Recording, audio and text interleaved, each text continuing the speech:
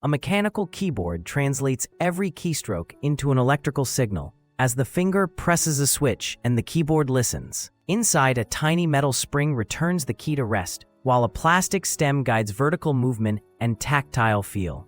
When the switch closes, a circuit signals the computer through a microcontroller mounted on the printed circuit board.